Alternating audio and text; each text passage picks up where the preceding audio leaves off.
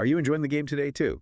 Welcome back to the Deep Dive, everyone. We're your fast track to expertise, taking all those sources and digging out the absolute best insights for you. And today we are diving deep into an absolute Super Famicom masterpiece from 1992. Which one are we talking about? Hanjuku Hero, Sekai-yo Hanjuku Nare. Which translates to something amazing. It does. It means, oh, world, become half-baked. Ah, I love it.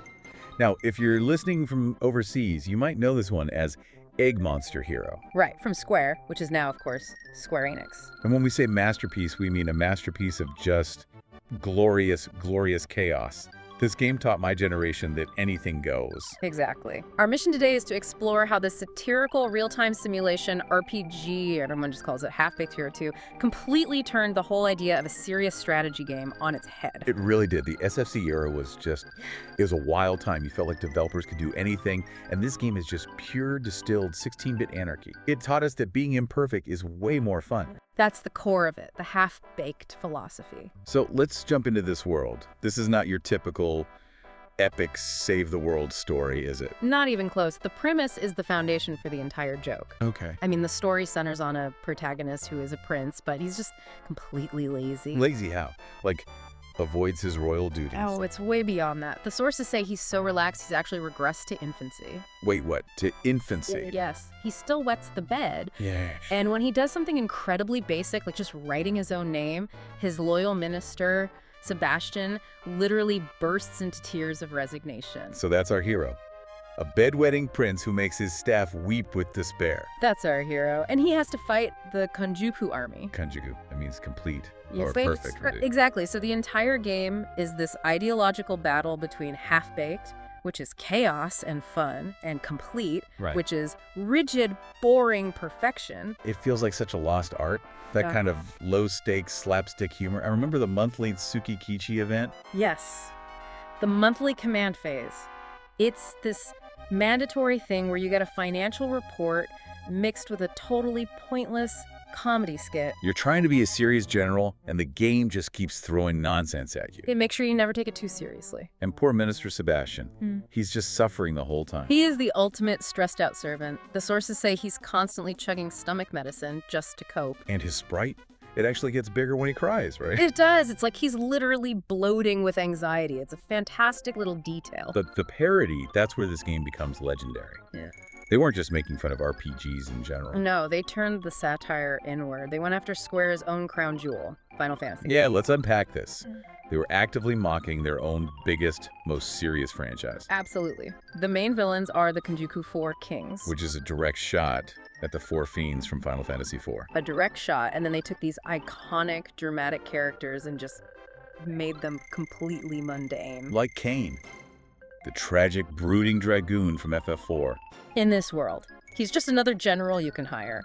And his official hobby is loving Major League Baseball. No way. It just completely strips all the drama away. It's a statement that even heroes have to deal with boring everyday life. So this whole half-baked idea, it's not just in the story, it's built right into the gameplay. It is. The game is a real-time strategy, or RTS, but it's different. It's the not busy RTS, which sounds like a total contradiction. It's a deliberate deconstruction. I mean, things are moving in real time, but the enemy units move so very slowly. I remember that.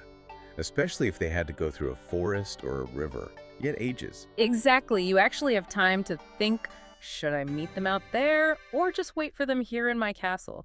It removes all the panic you usually associate with the genre. So the goal is to just capture their castles chapter by chapter, like a play. Right, and you make your big moves during that Tsukichi command phase. Right. Hiring generals, buying items. Buying your Kirafuda, your trump cards, restoring the eggs. But this is where the game plays another joke on you, with the internal affairs stat, the Nisai. Oh, this is one of the best parts. The Nisai stat is supposed to be about how good your general is at managing things, building castles efficiently. It's supposed to be, but the sources are clear. It's basically a scam. A scam how? If you compare the absolute best general with the highest Nisai stat to the absolute worst one, The cost difference to build a castle is only 14 gold. 14. Yeah. All that time you spend trying to hire the perfect manager and it saves you 14 gold. It's functionally useless. The theory is that they just copied the formula from the Famicom version where 14 gold might have actually mattered. Here, it's nothing. It actively punishes you for trying to be a good, efficient player. And the punishment doesn't stop there. The random monthly events are just brutal. They're so mean. The Summer Heatwave one is a classic. It's an impossible choice.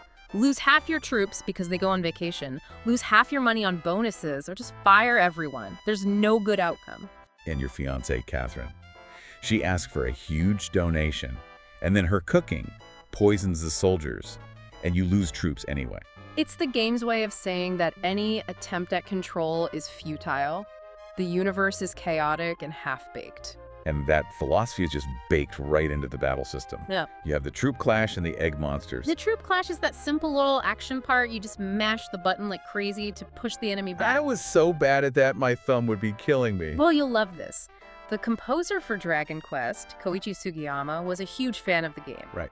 And he personally requested they change that mechanic for the WonderSwan color version because, and this is a direct quote from the sources, mashing was too hard for him. A legendary composer got a game mechanic change because his hands hurt. That's the power of Sugiyama. But the real core of the comedy is in the egg monster battles, the Egumon. This is when it turns into a command-based battle. Yeah. And the summons are just bizarre. You're summoning things like Aba Furia, a giant fried shrimp, or a preaching dragon, or even a sarcastic dragon. And you have no idea what the commands do. The list is just nonsense words like Dibukuro. It forces you to just experiment and see what happens.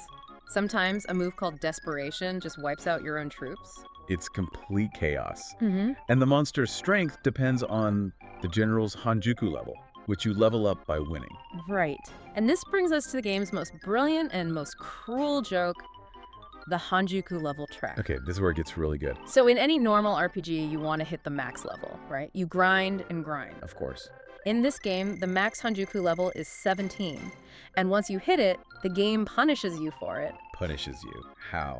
At level 17, your general can only summon the most useless monster in the game, a little guy called Lambkin, no matter what kind of egg you use. So all that work to become perfect. Makes you completely useless, you become too Kanjuku, too complete, and the game rejects you. So you have to deliberately stop leveling up at 15 or 16. Or even crazier, you have to try and lose battles on purpose to lower your level.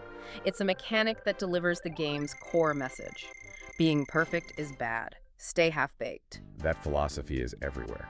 Even in the items like the trump card, Itetsun. Itetsun is maybe the most chaotic item in RPG history. It costs 1 single gold. 1 gold. But it has a 50% chance of instantly destroying the enemy's super valuable, very powerful egg. It just completely destabilizes everything. All their careful strategy, gone for 1 gold.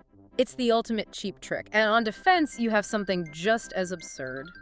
The Okanote, or secret technique. Oh, the Minister attack. The Minister attack. Yeah. It can instantly defeat any egg monster, no matter how strong, with the chant, Minister Final Crash. The idea that this stressed-out, crying bureaucrat is secretly the ultimate weapon is just. It's the perfect punchline. It really is. And the whole aesthetic, especially the music, just adds to that perfect dissonance.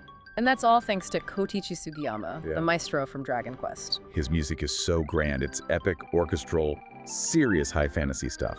And you hear that grand, sweeping music while a giant fried shrimp is fighting a noodle fish cake on screen. The contrast is just hilarious. It elevates the joke to a whole other level. And the story of how he even got involved is amazing. It was in a magazine interview with Nobuo Uematsu, the Final Fantasy composer. Right. And he basically said, if you guys make a Half-Baked Hero 2 for the SFC, I'm doing the music. He pitched himself for the job because he was such a fan of the first one. So a legend basically forced the sequel into existence Yeah. out of pure love for the chaos. And they loved him for it. He even appears in the game's sound test menu wearing a full tailcoat. That's incredible. But true to its name, the game itself wasn't perfect. It had some pretty big flaws. Oh, it had some definite quirks. There was a weird issue where if a female general was in a scene, say, in a women's bath, the game would still use the generic male general sprite and dialogue. A little awkward. A little awkward. But the biggest flaw, the one that almost everyone exploited without even knowing it, was the castle building bug. The Chinkaju bug. That's the one. If you, the player, use the castle building command, or even just open the main menu, the enemy's entire castle building phase for that month would just be skipped. You're kidding me. So the perfect Kanjuku army literally couldn't improve their defenses if you just checked the menu. Pretty much. So a lot of the missions that were supposed to be really hard, like Chapter 9, became way easier because the enemy's castles never got stronger. So the game's own flaw prevented the enemy from achieving perfection. It's the most Hanjuku Hero thing imaginable. The game itself was half-baked, and it helped you win. And it's a game that just refuses to go away. It's had this long, weird life. It really has.